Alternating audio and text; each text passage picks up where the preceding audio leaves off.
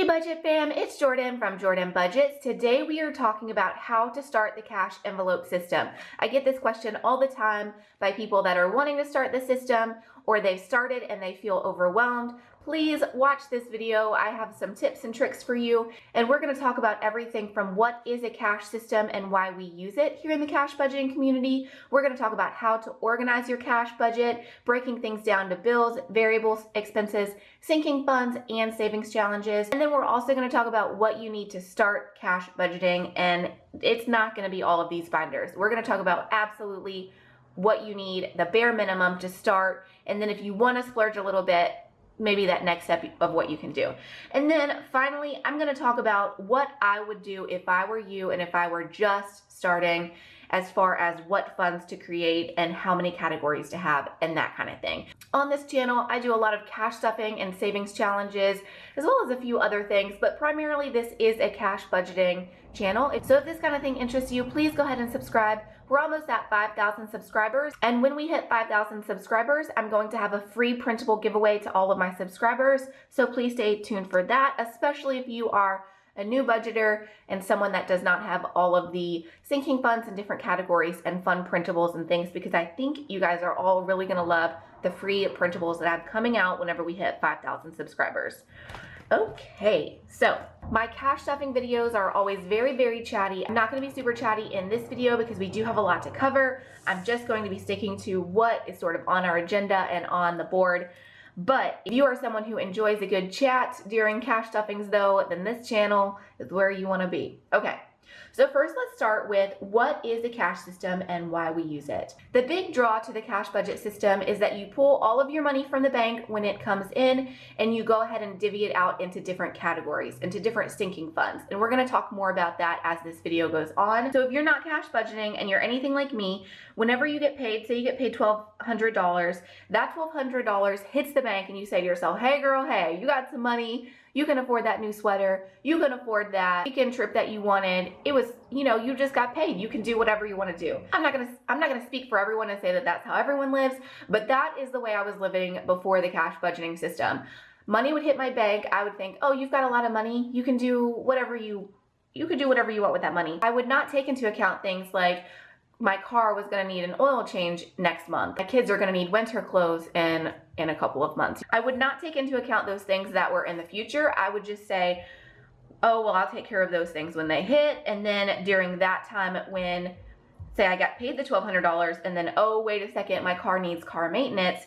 Well, then it was like all of this money is all of a sudden gone towards $800 in car maintenance, and I don't have money for food. I don't have money to pay the rent when it comes up. It pushes everything else back. So the big draw for cash budgeting is to pull all of your money as soon as it hits the bank so that you can give that money a job as soon as you get it. So you know realistically how much money you have. So that brings us to how to organize your cash budget. I break things down into 4 categories. You have bills, you have variable expenses, sinking funds, and savings challenges. So let's break apart these 4 categories. I have a binder for each and every one of these.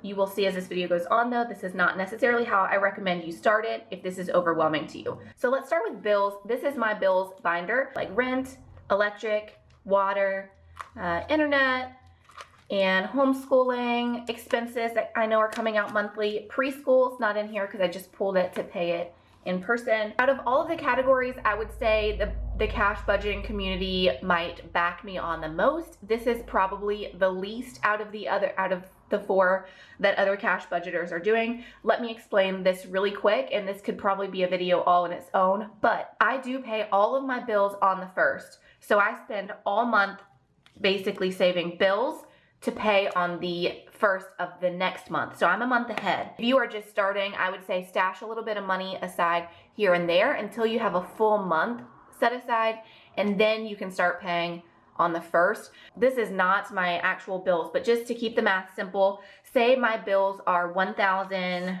that's right up here. Let's pretend my bills total are $1,000. That means if we have 4 weeks in the month, I would need to put $250 into my bills binder to be able to pay all of my bills on the 1st. So I like to have a bills binder because I pull the amount that I need every single week. I put it in the bills binder, and then on the first, that money is already sitting there. It's not sitting in my bank. It's not tempting me to spend it, right? So that is the bills binder. Out of the 4 categories, I would say that is the one that you should not start with. Absolutely not. That is something you need to start saving for and sort of set yourself up to be able to pay everything on the first, because if you are paying everything all throughout the month, that's going to be too many trips to the bank, and that's going to get a little bit confusing over the long run. Next is variable spending. This is my variable spending binder. This is the binder that I bring with me every single day, everywhere that I go.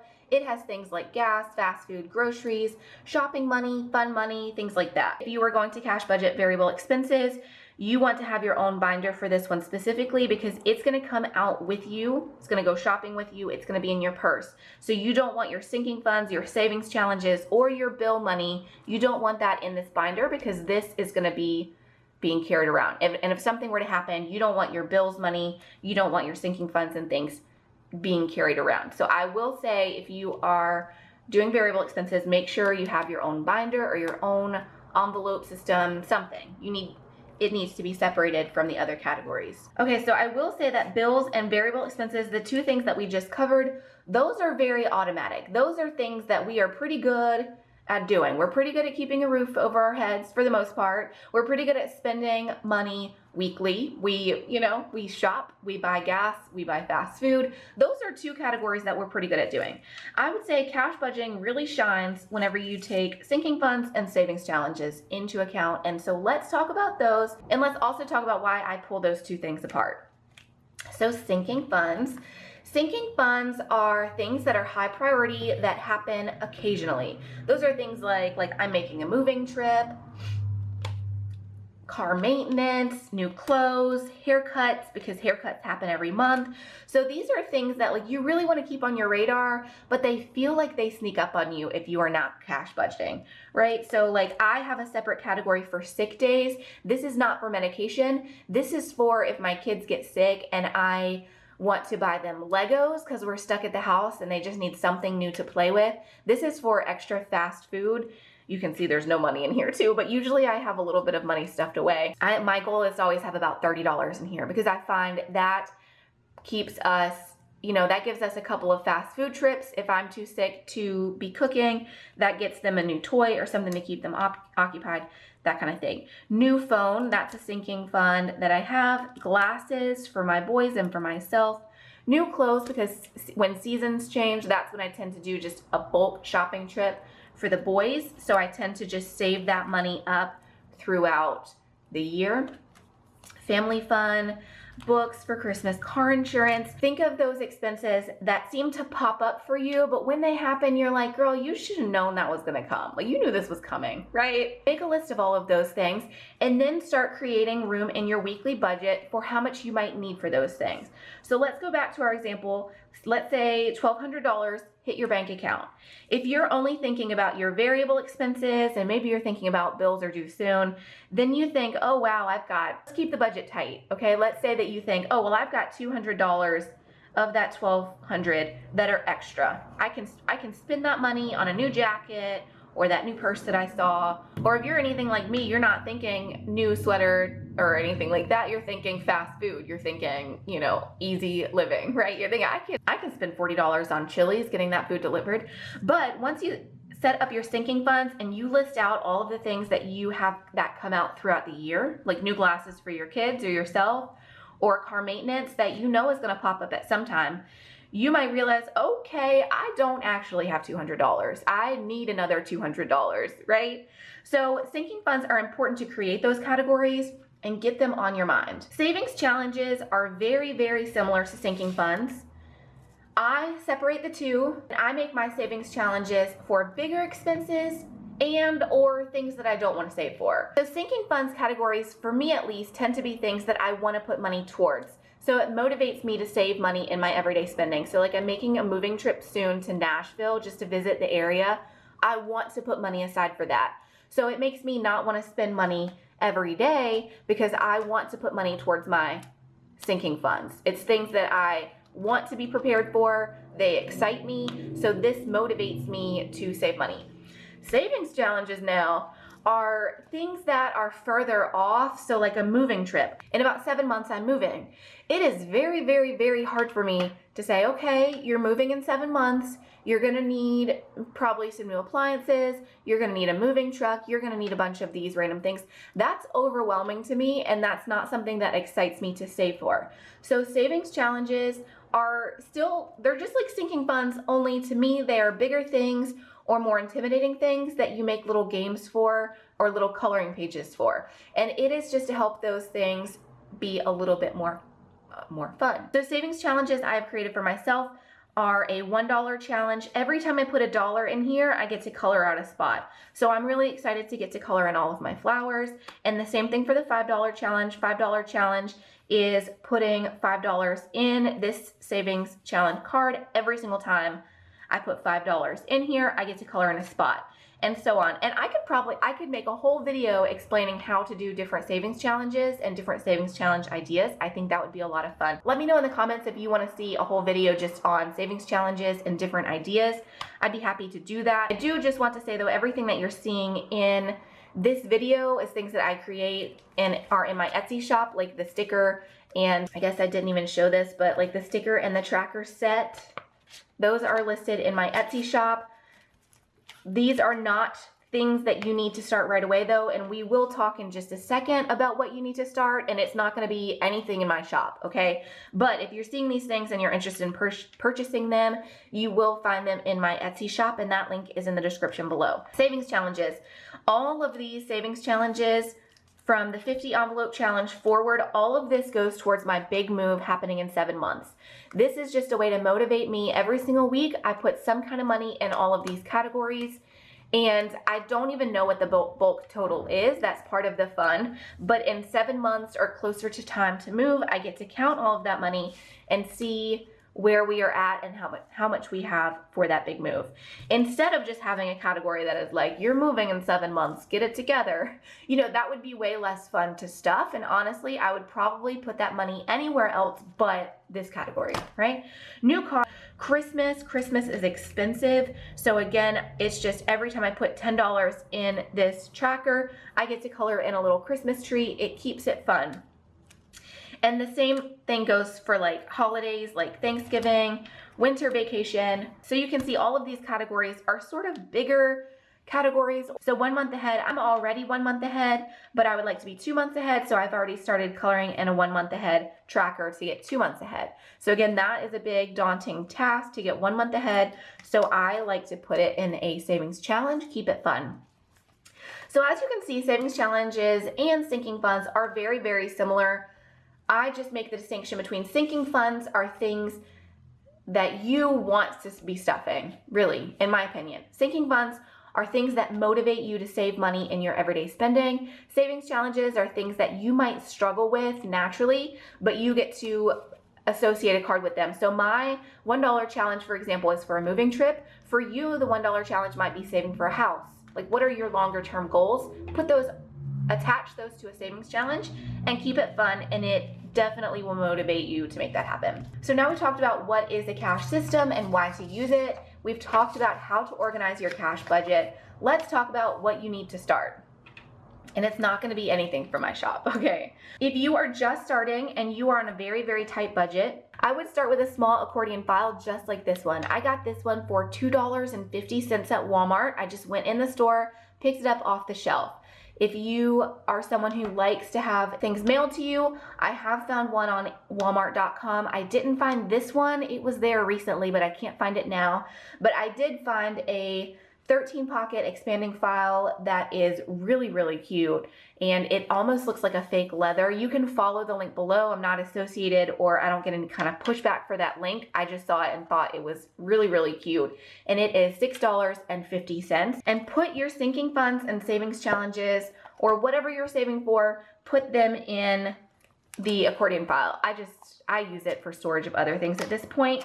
But if you are starting and you're on a budget, when you buy this accordion file for $2.50, or if you buy the other one for $6.50, you can put whatever. Say you're saving for car maintenance. You can write car maintenance on the little tab, put it up here, you know, it's an accordion file. So you'll be able to easily find your cash categories And this is a very, very affordable option. What you could buy if you do not want to get this, but you do want a binder. I sell binders in my Etsy shop, but I would not recommend buying this binder off of my Etsy shop if you are associated with Amazon, because if you're associated with Amazon and you get free shipping, you can get an A6 binder just like this with 12 zipper pouches for $13, $12. It fluctuates. So if I were you, I would get the binder and the envelopes off of Amazon. Hands down, if you want the binder, that is the cheapest place that you are going to be able to get it. Just being real with you.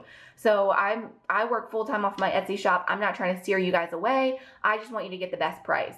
I do have these listed on my Etsy shop for those of you who want to buy the binder and the stickers and the tracker and all of the things together as a set. I am so happy to sell those to you guys. But if you are looking for the absolute cheapest price, you want to go to Amazon. I keep my binder as cheap as I can, and I don't even make any money off of the binder and the envelopes themselves.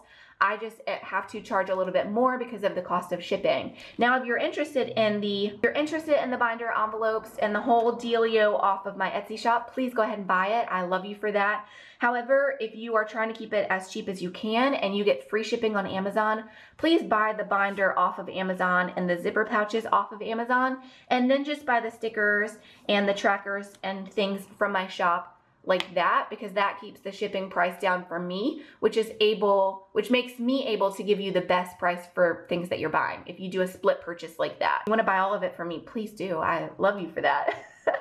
But for the best price, you want to go on Amazon and get these A6 binders with the 12 zipper pouches. You can go on Amazon and just search A6 binder with 12 pouches and it should come up. However, if you follow the links below, that does give me a little bit of a pushback at no extra expense to you. It just gives me a little bit of credit to Amazon. And if you follow the links below, I'm linking you directly to the brands that I like, because there are different listings that I prefer more over others on Amazon, and I have linked those for you below. All of the add-on type things that you're seeing, like the stickers, the trackers, all of that is in my Etsy shop. You can, again, find that link below. These savings challenges are in a bundle of 24. There's 24 different savings challenges for, I think my current price is $11.99. You can print all those out yourself. I also get the question a lot of what kind of paper I use for my savings challenges.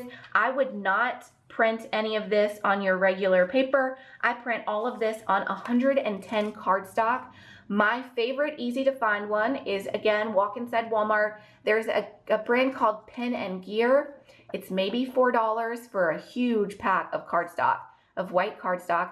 I would get that. If you don't want to print yourself, I do have a printing and shipping add-on in Etsy. If you want me to print it on the 110 cardstock, I would be very happy to print and ship to you. If you buy that listing, you just need to buy that add-on that's also on the Etsy shop. But I do get the question a lot, so I thought I'd go ahead and clarify it in this video. I do want to mention, if you are someone that is on a tight budget and you are really interested in getting a couple of savings challenges, when we hit 5,000 subscribers on this channel, and we are very, very close, when we hit 5,000 subscribers, I will have a freebie go live on my website. As soon as we hit 5,000 subscribers, my website is going to go live, and there are a couple of freebies that are going to be coming at you guys. So if you are on a tight budget, again, please don't go spend money on my Etsy shop. I'm all about trying to help you guys get on a better budget. I'm definitely not trying to kick you while you're down and tell you to go buy budgeting supplies from my Etsy shop, because I have freebies coming out. So go buy the bare minimum, as in one of these, and don't buy anything from my shop just yet. I have a couple freebies coming out soon, and I would love for you to get that if you are really strapped and your budget is super tight. Just go ahead and subscribe to the channel and stay tuned for those freebies. So if you are just starting budgeting, I would say hands down right off the bat, do not start a variable binder, do not start a bills.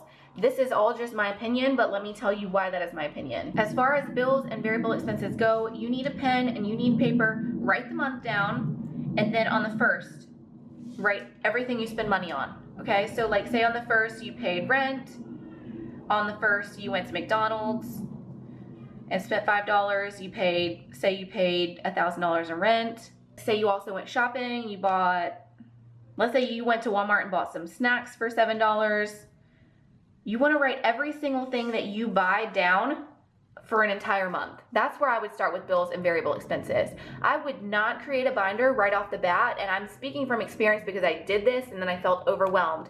And the last thing I want for you guys to do is to start all of this, feel overwhelmed, and then you quit because you just feel overwhelmed, and rightfully so. When I started my bills and my variable expenses, I started them way too soon. I was putting way too little money into groceries because I was being very, very hopeful.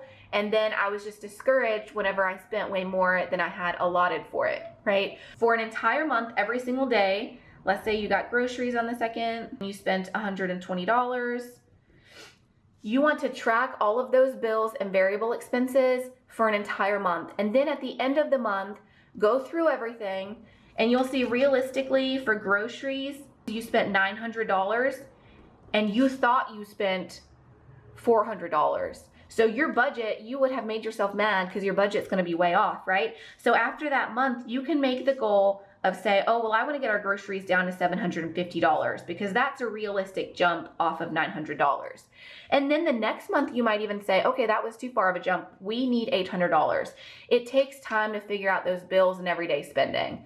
So I would say off the bat, just track all of the bills, all of the spending. And then at the end of month 1 or even month 2, you can make a realistic goal of what you want to work those numbers down to. That's where I would start. Pen, paper for bills and variable expenses. Sinking funds and savings challenges. I would start with 1 binder. I wouldn't do 2. I have 2 because I've just been doing this for a while. I have a lot of goals and I know exactly where I want my money to split up to. I would buy 1 A6 binder if you have the money for it. If you don't, you want to buy 1 of these and just create your different sinking funds and savings challenges in here. If I were just starting, I would find $13 for a binder. I would get it off of Amazon. So pick 6 different sinking funds that excite me and I know are important. So I would have car maintenance, haircuts, let's see, that's another high priority. Maybe a new phone if you're like me and your phone is not brand new. Clothes for whenever seasons change. Pick 6 categories that really excite you or that you know are really, really important to you. And then maybe pick 6 savings challenges. So maybe do some of the, like a $10 challenge or a 50 envelope challenge, a new car, Christmas, something like that. I would pick things that really, really excite me to start out so that you get the feel for it. You see why it's exciting and fun. Don't jump into, you know, I need a new house, I need a new car, I need a new phone. I wouldn't jump into all of the new things that you need. Do something fun too, like family fun. Do things that excite you, that can keep you rolling with this and make you want to come back and do this and maybe then create the bills and variable expenses or maybe expand upon these sinking funds and savings challenges that you have. That's what I would do. That's how I would start. Did I hit all the highlights? I think I hit everything. If you have any remaining questions, please, please, please comment them on this video. Comment below. I do get a ton of questions from you guys in other videos and I love to answer them. I just want to have this dedicated video so I can kind of direct people back here. So if you have any questions that were not answered in this video, please leave them below so that people that come in the future that have the same question as you, we can answer them and talk about it. I'm sure I missed a couple things. That is just my life. I always miss a couple things. As always, I love you guys. I appreciate you guys, and I will see you again in the next video. Bye-bye.